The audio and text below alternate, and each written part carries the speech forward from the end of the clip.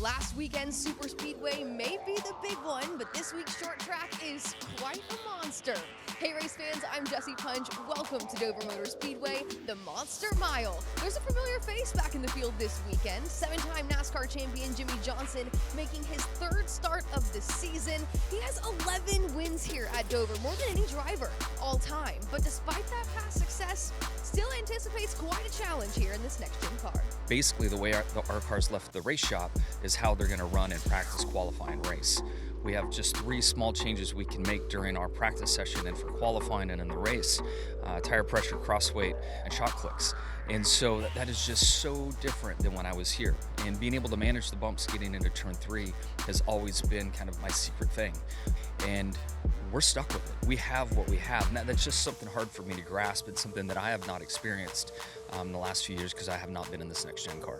Legacy Motor Club also has a new face in the field this weekend. Heim making his Cup Series debut, filling in for Eric Jones, who was out with a back injury after an incident last weekend at Talladega. Corey made his Xfinity Series debut here at Dover just a year ago, and although he's grown a lot as a driver, he still knows he has quite the learning curve ahead of him this weekend. You know, I was just thinking in Xfinity practice yesterday, I just felt so much more comfortable in that car specifically. So I'm going to expect some of the same kind of growing pains today in the Cup car, especially with the driving just totally different than anything I've ever really sat in. So, you know, I think my job this week has been to just wrap my head around the differences between the cars and try to get a decent idea before I sit in it. But with these 20-minute practices, it's definitely going to be pretty tough to wrap my head around it in that short amount of time. So, you know, I expect some growing pains, but I'm definitely excited to make my debut.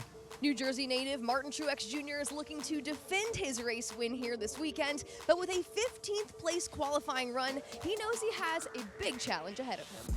Yeah, we've been fortunate here the last couple of years to have really good speed, and I don't foresee it being any different, but you know, it's going to be kind of a guessing game on the racetrack, and whoever can hit it right will have a little bit of an edge. So hopefully that's us, and we can go have some fun tomorrow. When it comes to track position and confidence heading into the race, there's one driver that sits above the rest. That's pole sitter Kyle Busch, who is still looking for his first win of the 2024 season. I feel like anytime you're able to start up front, we've had a fast race car. Our car was pretty good in practice. We felt like we were a little bit on the tight side, and we made some really good adjustments to it there for qualifying, which helped and brought the speed into it some.